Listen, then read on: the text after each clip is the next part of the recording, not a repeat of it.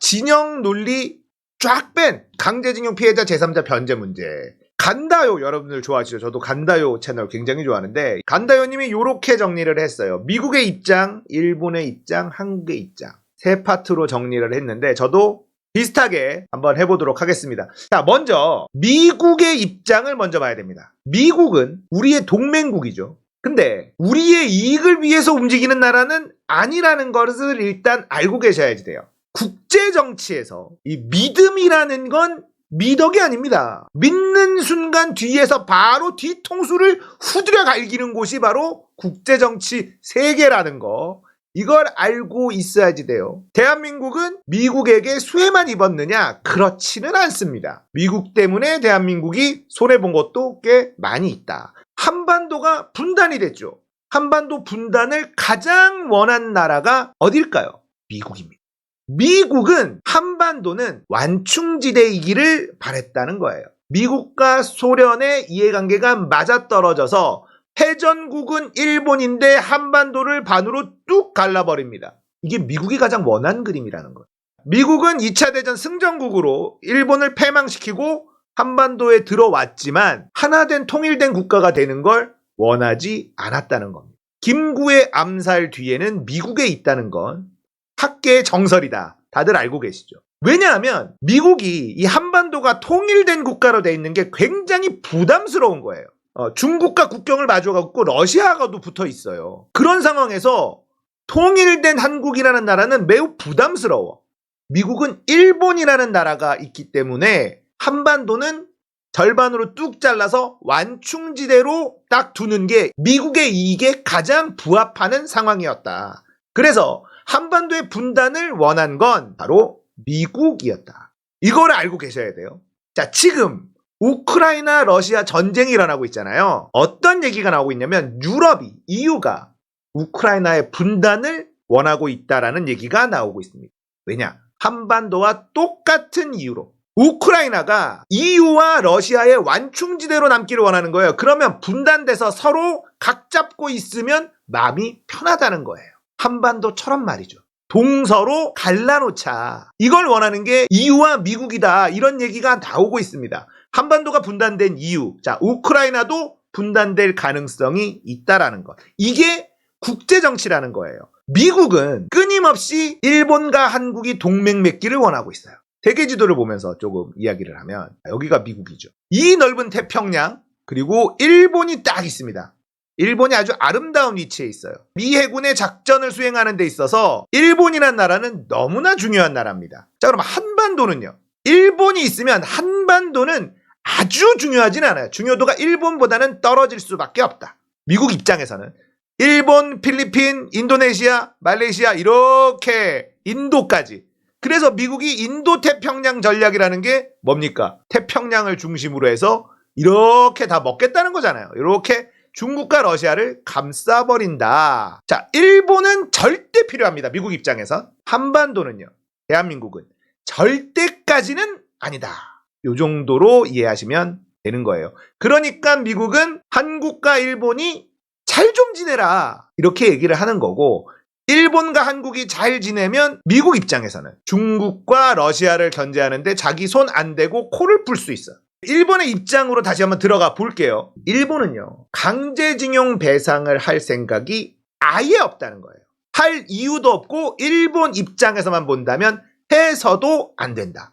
왜냐? 강제징용 배상 이걸 하고 사과를 하는 순간 남아있는 나라들이 많다는 거예요. 여기에 동남아 쪽에. 너도 나도 소송을 걸면 그 어마무시한 돈을 감당할 수 있느냐. 그 에너지를 소모할 이유가 있느냐. 일본 입장에서는 그렇기 때문에 강제징용 배상 할 이유도 없고 해서도 안 되고 이런 상황인 겁니다. 한국과의 관계는 어떨까요? 일본 입장에서는 한국과의 관계가 엄청 좋을 필요가 없어요. 일본은 경제 구조 자체가 내수시장도 탄탄합니다. 그리고 지금 수출국으로도 충분히 경제가 돌아간다. 한국과의 경제가 조금 틀어지는 건 일본 입장에서는 큰 타격이 아니다. 그러니까 수출 규제를 날린 거예요. 자, 수출 규제라는 게 굉장히 이상한 거였거든요. 물건을 사는 사람이 나 니네 거 안 사, 다른 데 거 살 거야. 보통은 이렇게 배짱을 튕기는데 일본은 자기네가 팔면서 안 팔아 이래버린 거예요.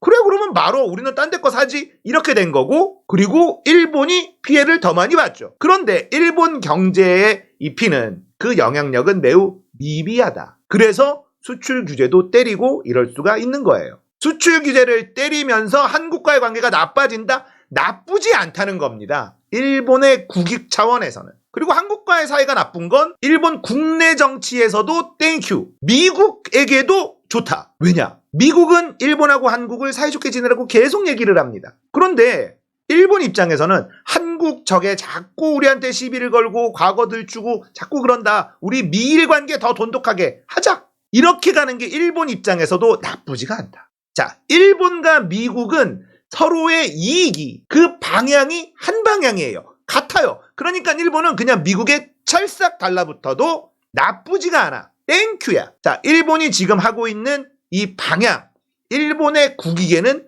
맞는 방향이다라는 걸 말씀드리는 겁니다. 자, 일본이 지금 과거의 반성을 안 하고 이렇게 하는 이유에 대해서도 일본의 국익 입장에서만 놓고 보면 그렇게 하는 게 맞다. 이 얘기를 드리는 거예요. 한국의 입장, 우리의 입장으로 넘어갑니다. 이게 골치가 아픈 거예요. 일본은 미국과 이익의 방향이 일치한다라고 말씀드렸잖아요. 그러니까 쉬워, 외교가. 미국한테 알랑마고 끼고 그냥 딸랑딸랑 하면 끝이야.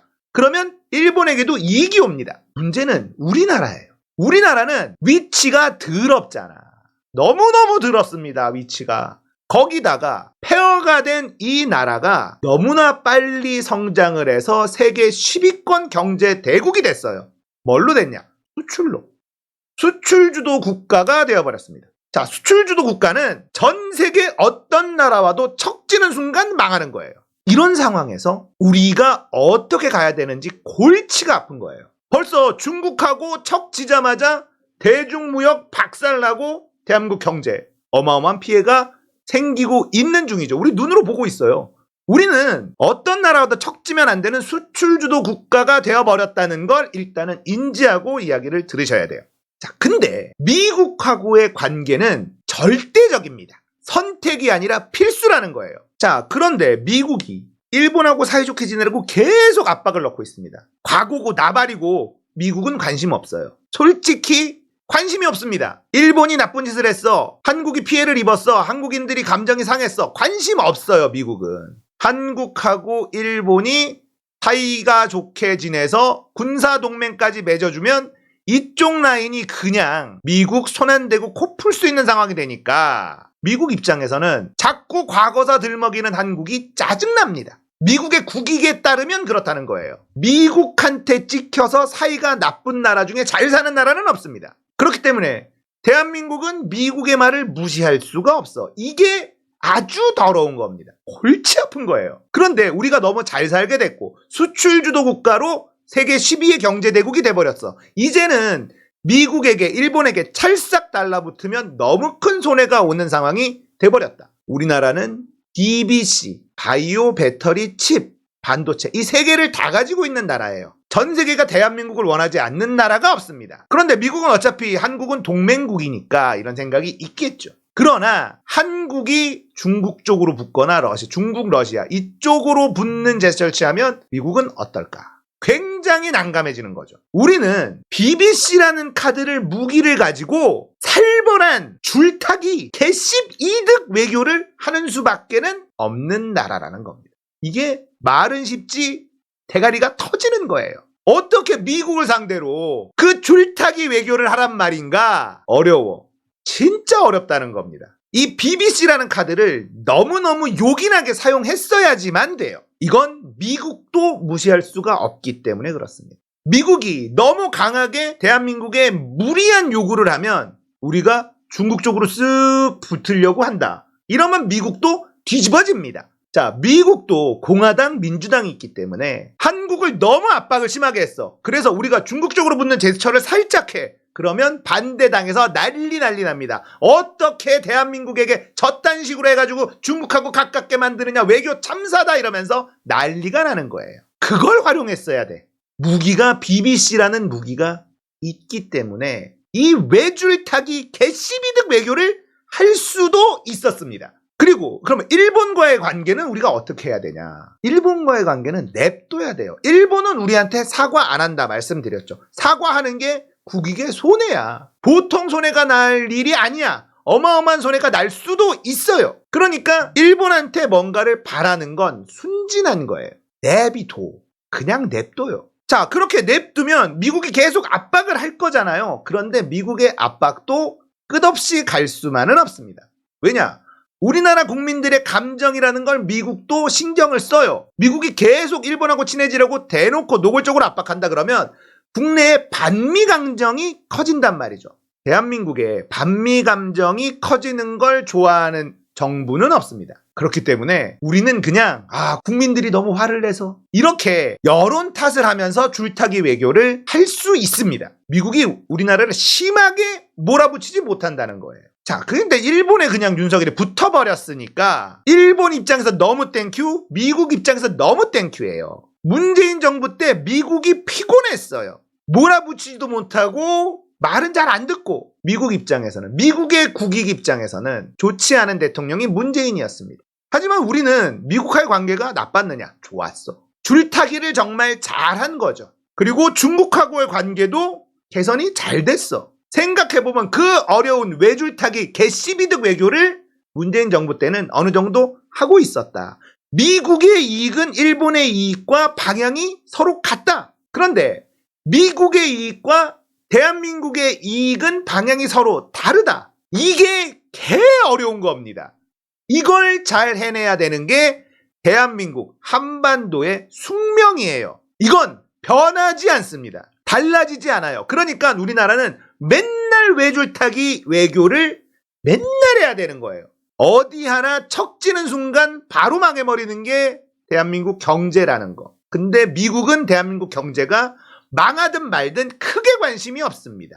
어차피 일본만 자기네 군사기지로 잘 활용하기만 하면 돼요. 이게 다예요.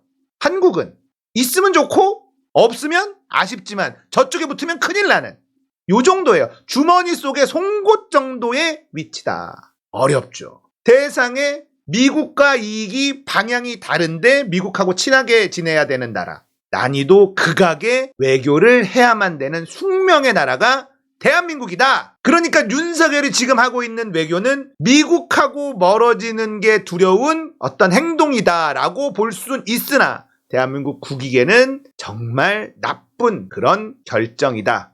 결론 내리겠습니다.